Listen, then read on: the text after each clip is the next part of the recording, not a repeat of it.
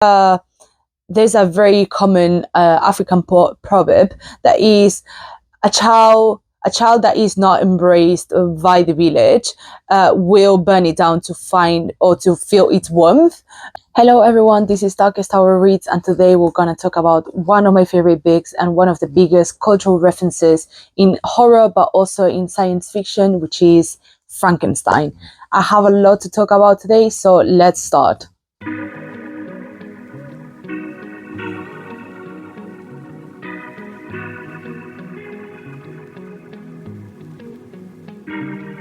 Before we start with the summary of the book, I would like to mention how important Frankenstein is, not only as a reference for other literature genres, but also at the same time for culture in general and for art. Not only it has been such a key piece in the development of horror as a genre, but it has also been one of the most important pieces of the creation of science fiction as a genre itself. In fact, many experts mention that Frankenstein is the first book that is actually categorized as science fiction because it was so advanced and so away from what everyone was writing and from any other topics within science fiction that it just created a whole category on its own. That's how important Frankenstein is for culture and for art. So taking that into account, let's start with the summary. For those who haven't read Frankenstein or who haven't watched or seen any art related to it, the main story, or the original story to say it like that, follows Victor Frankenstein, who is a young man who is very upper class, who lives in a small town near Geneva in Switzerland. And basically he is granted the opportunity to move to Geneva and to basically study a degree or study the fine arts of science. And obviously when he moves to Geneva, we follow him as well, and he very quickly becomes obsessed with the idea of death, or the idea of life in general, how people are alive, or how this life is extinguished out of our bodies, right? So he becomes obsessed with that, and he studies medicine, chemistry, physics, mathematics, anything possible that is related to that specific occurrence, well, normal occurrence, that is death. And then during those years that he is studying, he is secretly working on a project which is creating a figure who he will later give life to. And obviously, as someone who is rational, we all know that it is very hard, or it is impossible for someone who is dead to get their life together, right? Or like get back to life. Obviously, there are some technicalities in this aspect. Obviously, if you were alive beforehand and then you were medically dead, and then you get back to life, obviously someone has technically brought you back to life. But the point of this story is that Victor Frankenstein collects body parts of dead people, and then just creates a body who will later give life to. After many hours of study and many years of sacrificing sleep over it, he finally collects a body, or collects the body parts in order to make a full body, or a person's body, and proceeds to do the miracle of actually giving life to this body. And then once he sees this body, or this creation, rise up and basically exist, breathe, have a heartbeat, and just stand over there, he realizes that he has made a mistake, and that everything that he has worked so hard on is just the devil's creature, basically. So obviously he sees the creature, he panics and just disappears, and tries to run far away from it as fast as he can and as far away as he can, and gets really severely ill because of obviously of all the obsession that he has had, and all the hours that he has sacrificed of sleep and food and everything, just because he was so obsessed and so into his project that he basically neglected himself basically, and neglected his health.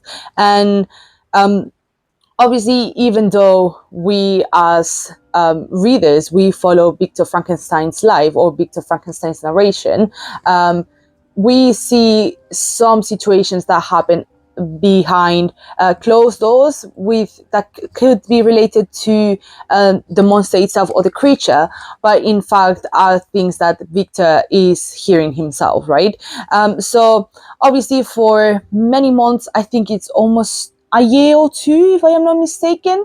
I would say it's a year. So in almost a year, after almost a year of him being severely ill to the point of people and doctors really didn't know if he would survive, he ends up going back to health and ends up stopping being ill.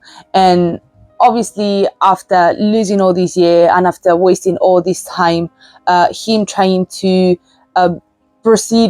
trying to deal with the guilt and deal with the trauma of actually creating this creature, this monster, he realizes that there is something around him, around Switzerland and around Geneva, that is, or around his hometown, that is evil, that is something that is destroying people's lives. This thing is killing animals. He is killing it is killing people as well, even people that he loves, that he is personally involved with, like his little brother.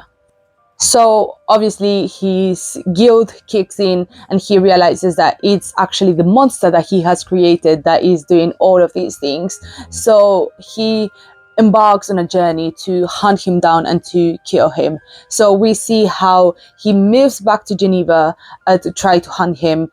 And obviously he just keeps he spends years and years and years trying to hunt the creature down, to the point of going to all the way to the North Pole to try to find him and just try to kill him. But there is one point in the story where they both find each other. So the monster and Victor Frankenstein find each other, and basically they have what I would say is one of the best dialogues that I have ever seen in history, or that I have ever read in a book, because it is just so raw, so harmful for each other and like for the other person as well. And it's just so intense that I think it's, oh my god, it's just so good. I just can't keep an unbiased opinion, because this book is just so good. This book is that good. During this conversation, we find out that the monster can actually talk, and not only he has a very vast language, but also at the same time he can express himself and express all the emotions that he's feeling, right? So we find ourselves that at first, obviously, because this creature was created out of nothing or out of body parts, he doesn't have any memories, he doesn't know language, he doesn't know anything. So he's basically a 7-foot tall baby, I would say, like that, more or less. That's how I painted, at least in my head. But yeah, he was created out of nothing, and then the first memory that he has is of Victor Frankenstein, who he considers his father, abandoning him.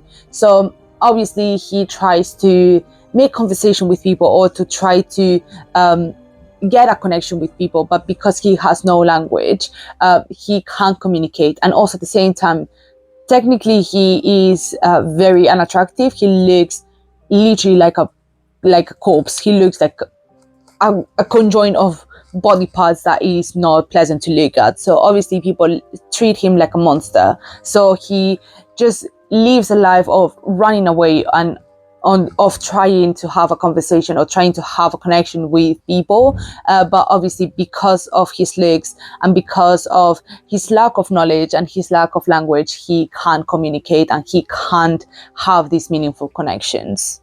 During one of his hideouts, he ends up hiding in a very, very small house with some of the people, but obviously these people cannot see him because they would run away or they would try to kill him, like many other people have tried.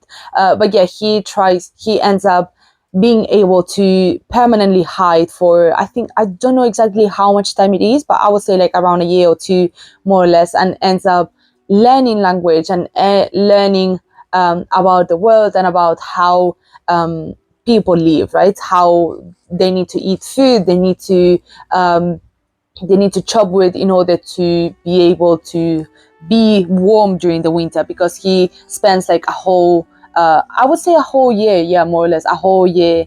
So he sees the change in seasons as well during everything. So yeah, he ends up in this very small house that is owned by a very, very poor family, and then he sees how the kids are taking care of the elders are taking care of the kids, and how they try to survive, and they are just together as a family, fighting for their own survival and also learning language as well, which I think is very interesting, because obviously taking into account how Mary Shelley was and how protected she was when she was younger, it is really interesting that you can also see her introducing these parts as well. But yeah, that's something that I will talk about in the analysis.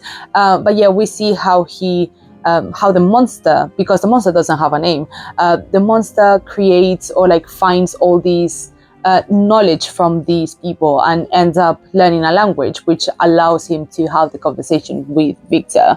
And then once they have this conversation, it's just, well, once they find each other basically, or Victor finds the monster, the monster basically tells him all the experiences that he has had, right? So the creation, him learning the language, him being rejected and exiled, and just being abused by people because he is different, or not only he looks different but he also acts different. So in the sense, he's just plainly rejected by society.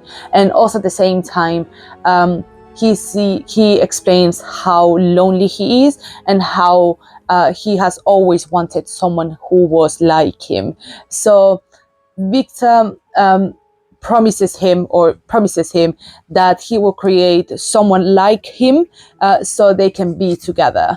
But obviously when they go back to Geneva, when Victor goes back to Geneva, and he constantly feels observed by the monster, even though he doesn't really see him, he feels observed because he thinks like he is pressured to give him this partner, right? Or like give him this other person that is like him. But at the end of the day, he can't. Victor does not do his part of the promise. The monster just goes crazy and just kills all the family that Victor has. His fiance and cousin, his siblings, his father, everyone that he knows and that he appreciates. So obviously he goes again to hunt him down to the North Pole, and then I think they end up, if I am not mistaken, because I read this book quite a while ago, if I am not mistaken, Victor ends up passing away, or like ends up being really, really ill. No, he ends up passing away, and then the monster is just away in the North Pole, just living by himself, basically. But yeah, it's the main point of the story is that sometimes, like, the main point of the story is that if you do not create an environment for your children, or for people to feel accepted and to feel welcomed into society, they will become evil. Now, as always, starting with the discussion, I have to say that this book is just so well made, not only because of all the technicalities that happen around Victor Frankenstein becoming obsessed with this very specific thing and this idea that he has, or like the goal that he wants to accomplish, because during the first part of the book you see how obsessed Victor is. I also think it creates the way that the book starts, it just creates a very good it just creates a great place for this to happen, right? Or for Victor to become obsessed. I think also at the same time, the path or the plot in general is it just makes sense that everything happens the way it happens. So in the sense of, we first start the book with Victor Frankenstein just living his best life with his family and with the people that he loves. Obviously him having a connection with his father and with his mother. Well, his mother's passed away, but yeah, having a connection with his family and with his father. and having the goal, his initial goal is to just get studies and just basically become a well-educated man, just like his father is. So he goes into Geneva in order to do that first goal, but then at the end of the day he becomes obsessed with what he wants to research, or his goal of creating life, and then we see how he also loses his, well, I don't want to say he loses his mind, but he just becomes utterly, completely obsessed with this goal, to the point of we see him absolutely neglecting himself, right? And then after that he gets his goal, he realizes how bad or how horrible the goal itself is, and how much he has fucked up because of this, and what, like, he doesn't even know, or he doesn't even realize at first how horrible the consequences can be, but then obviously after all of this happens, and after he abandons the monster, we see the consequences of him playing God, basically. So in this sense, I would say also one of the main points of this big is just to teach people, or not to teach people, but basically what are the consequences of people trying to play God at the end of the day. I'm so sorry for the interruption, guys. As you have seen, or like as you may have noticed, my portable flash literally died in the middle of the video. So I just had it over here to charge. But yeah, basically, I would say one of the main plots of the story in general is do not try to play God, because you're gonna get the consequences of your actions. Obviously, we also have to take into account that there are a lot of other points within the story, and I think the one that I want to focus more on this video is specifically not this one, but the one that I will comment on later. But yeah, I would say that one of the main points as well is do not try to play God, because he's gonna fuck you over, basically. Obviously, this is one of the main stories, or the main plots of the story, but the one that I want to focus on is one that I haven't seen people mentioning in the big community, or within the big community itself. Obviously, we have to take into account that, yeah, and Mary Shelley she was a huge Christian woman, like she was a devotee, right? And obviously she introduces God into her, into Frankenstein, and into all her everything that she wrote. But what I want to talk about is how lonely, how revengeful people become when they have been utterly exiled from society, right? How I think this is something that Mary Shelley does really well, and I will explain why later, or why I think this happens later. But something that I see in the big, and that is the main elephant in the room, is how angry, how hateful the monster is towards Victor, because he has created him and he has abandoned him, or how everyone in society has just plainly rejected him because of who he is and how he looks like. So in this sense, I think the main point of the story is how horrible resentment is, right? Or how far along, or how evil people can become because of resentment and because of them wanting revenge, right? So if you deepen it, right, imagine being the monster, or imagine putting yourself into the position of the monster, where someone creates you, right? Like your father, your parents create you, and then just immediately abandon you. And not only afterwards, you try to find someone to help you out, or to have a connection with you, and they just literally leave you to die because they don't understand you. They don't want to understand you, and they just plainly reject you because they see you as something absolutely horrible and something horrendous, right? So they leave you to death, and you find yourself crawling back and like fighting tooth and nail for survival. And then once you find someone who you think will accept you, after getting to know them, you realize that they will never love you, they will never accept you, and literally they try to kill you. So you go back to your father, or to your parents, and go like, I need someone to be with, because I cannot be by myself, right? I cannot be alone. And this is literally a cry for help, right? I think if Victor actually was, look, I can't create another thing because you are already something that shouldn't be created, but I can be there for you. I think it would be so much better, or like at least I think the monster will have understood. But yeah, not only he promises you that he will do something, but then he doesn't, and then you find yourself that he will not accept you, no one else will accept you, and you are alone for the entirety of your life. You don't even know if you will die. Like, I think he's immortal, right? Like, he is literally like a superhero. So I genuinely believe that he's immortal, right?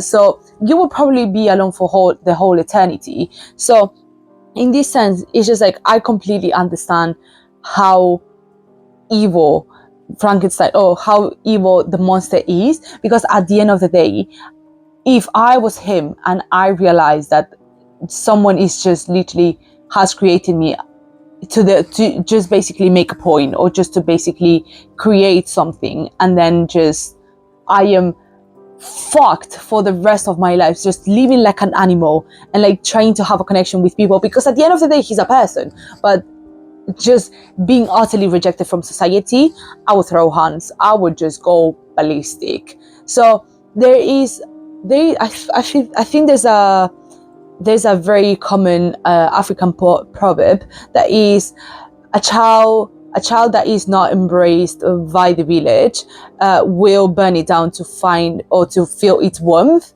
So in this sense, I think this is the perfect example, or like this is the perfect proverb for the monster's behavior, right? He was not embraced by the village, he was not embraced by his father, so at the end of the day he literally just burned everything down in order to feel the warmth, in order to feel something. Now, getting into the analysis, for those who don't know, so Mary Shelley, as a writer or as a person herself, she was born into a very upper class family, right? Her mother passed away when she gave birth to her, so she didn't really have a connection with her mother, but she had a very positive and very good connection with her father until he remarried when she was 6. And then afterwards we see, or she mentions how her stepmother would try to separate her from her father because she wanted her for himself, like she wanted him for herself, right? In the sense of the stepmother would try to alienate Mary Shelley from the family itself, from her stepsister, from herself, and from her father, as a way to just basically erase her from the father's memory. So that is something that really, really hurt her.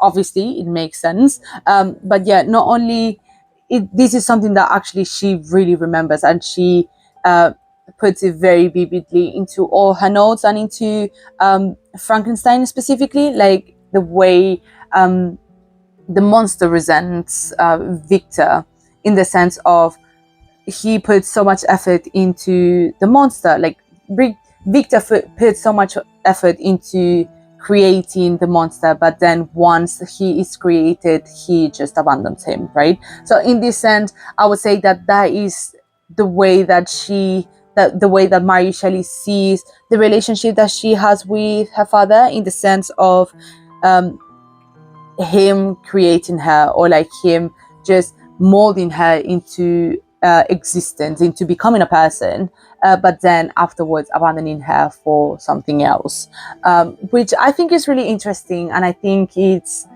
something that definitely hurts her, and something that as someone who has experienced a little bit like something similar, is also something that you will remember for your whole life, and is something that you will never be okay with, no matter how much therapy you do, or no matter how much you journal, or how accepted you have it. It's something that it will still hurt you, and it's something that is part of you, and it's something that makes you who you are. I also like to mention how important it is to see the monster as a whole, right? To see the journey of the monster himself. So obviously he is created, he has no memories, and he is literally a big baby, right? Like a 7 foot tall baby. And then obviously he's abandoned by Victor, by his father, how Mary Shelley was also abandoned by her father. But also at the same time, during the period of him being abandoned and him literally just going full John Wick and just getting revenge, he is literally trying really, really hard to fit into society and to have a meaningful connection with people, which I think is what Mary Shelley experienced during her life, right?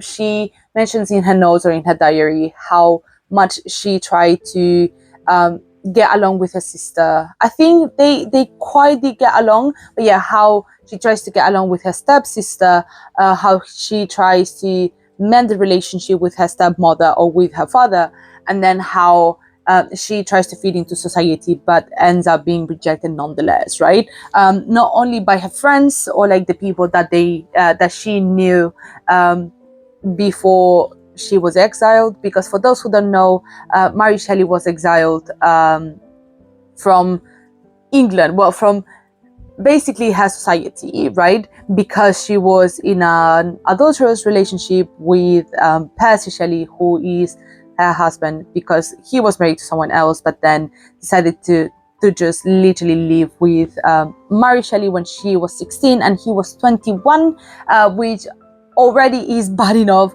But yeah, she was exiled, or she literally was kicked out of society because she didn't conform to the standards that society had.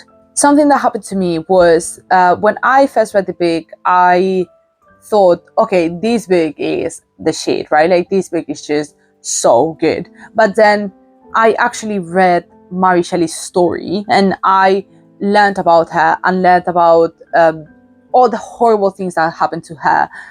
I made like Frankenstein become so much better and so much richer, because obviously she was born in an upper class society, but then after her being literally kicked out, she becomes like, she is in the state of extreme poverty, right? Like, she, in her nose, she literally struggles, or she wonders when she's gonna eat, or where, if the food that she has will still be available the next day, whilst Percy Shelley is just doing his best thing, right? She also mentions how many miscarriages she had because of the stress and of the hunger, whilst her husband is actually having other affairs with other people, one of them being her stepsister. So yeah, I think it's something very unique in Frankenstein, that is, obviously, we take into account that all writers, all good writers, actually write about their experiences and try to make it relatable for other people. But I think Mary Shelley does this extra well because she understands what is the struggle and how the utter loneliness, or the feelings of extreme loneliness, slowly turn into anger, into hate, and become resentment, right? And then obviously become revenge. And that is something that happens in society nowadays, right? We see insults over here in our lovely internet-filled society, where insults are, or the vast majority of them are, men who are involuntarily celibate because they do not fit into standards. So therefore they feel lonely. They feel like they have been left out and that they do not conform into societal standards, which makes them hateful. And then it makes them resent society in general, especially women. But that's another topic for another day that I will not get into right now. But yeah, basically, I would say that Mary Shelley is an expert into creating stories that, even though are very far-fetched, because obviously at this time in life we cannot create life out of death, at least I hope not, but also at the same time she creates something that is very relatable for people. As a last thing, I know that I already said that I could not be partial, or that I cannot be unbiased in these, but I still want to mention how much I love this book. And obviously at the end of the day, this is my channel, so I have the power of decision. But yeah, I also want to rate this book, and I would say this is a 5 out of 5 stars. This book is just that good. If I could give it a 6 out of 5 or a 14 out of 5, I would, because it's just that good. And I think the best part for me is obviously the way that she writes the resentment and the pure rage and the pure emotions that the monster feels, which I think some of us will find it very relatable, especially if you like this genre, or if you like science fiction, horror, things like that. You have experience into not fitting into society, so this is gonna ruffle some of your feathers. At least some of my feathers were ruffled, I'm not gonna lie.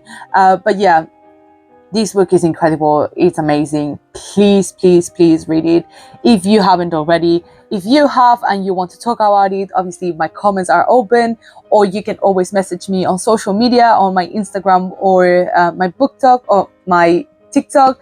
And yes, please, please, please feel free to message me, because I would love to talk about this book with someone. And yeah, I hope you read it if you haven't, and if you have, please let me know what you think. And again, as always, thank you so much for watching this video. I hope you have a great rest of your day, and yeah, I'll see you soon next week. Okay, bye guys.